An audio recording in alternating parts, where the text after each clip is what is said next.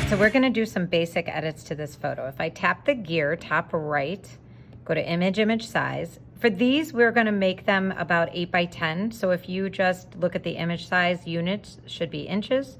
If you adjust the height, the other one will follow. So in this case, I'm gonna make the height 10. If it was horizontal, I'd make the height 8 because of that lock. So we let it do that. Resolution, we're gonna print these, so 300. If we were just posting to the web, we would do 72. So we hit done, so that was the first step. Image size. All right, next step is going to be to crop our image. Click your crop tool. Remember, the point here is that you're paying attention to what's in the background. So is there anything I want to get rid of? It's distracting. Where do I want my focal point to be? So make your adjustments and then hit done. After you crop, you're ready to adjust the contrast. So we're going to now go over to our panel and we're going to add an adjustment layer, levels.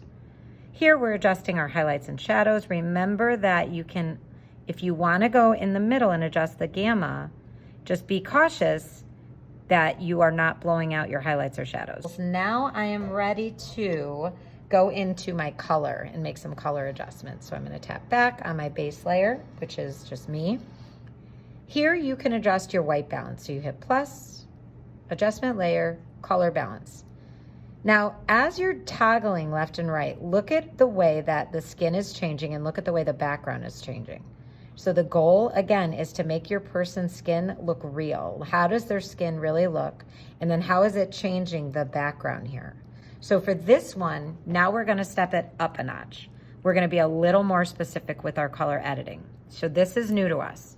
I'm gonna click my base layer, and maybe right now I just wanna adjust my skin and I don't want to adjust the colors in the background or my shirt, my hair, or my headband.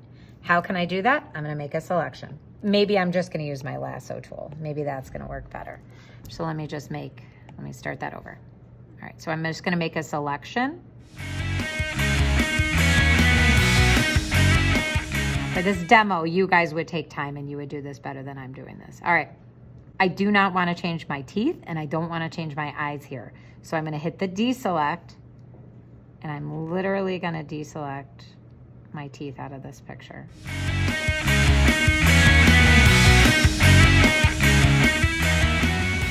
All right, so now I'm ready to adjust my color balance. So here, I'm gonna hit the plus sign, add adjustment layer, color balance. Notice what just happened right here. It added a mask.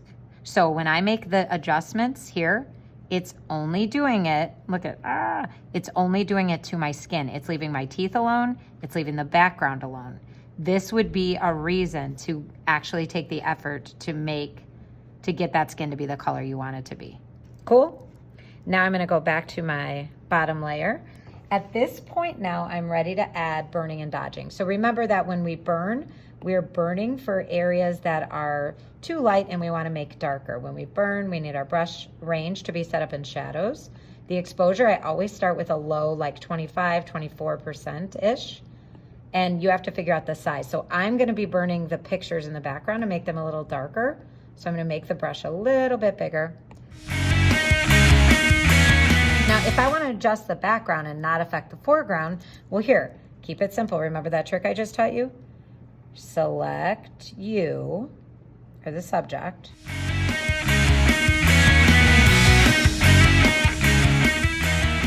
All right, so now I'm gonna burn everywhere but my face. So I'm gonna select the inverse, which is the background.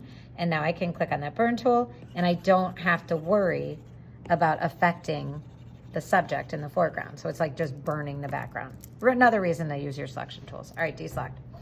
Now dodging. If there's an area of my picture that I want to lighten, here's where you become like the pro. So in this case, what I'm going to lighten is going to be actually my eyes. I want to get rid of those shadows right there. So what I'm going to do is I'm going to get over here. I'm going to make a selection of this area. Maybe I'm going to add to that selection a little bit. Okay. And I'm going to click on my dodge tool.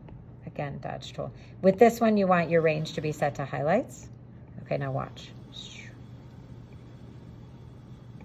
That's too much. See, it's turning yellow. So I'm going to actually undo that. Undo, undo. Let me change my exposure, bring it down.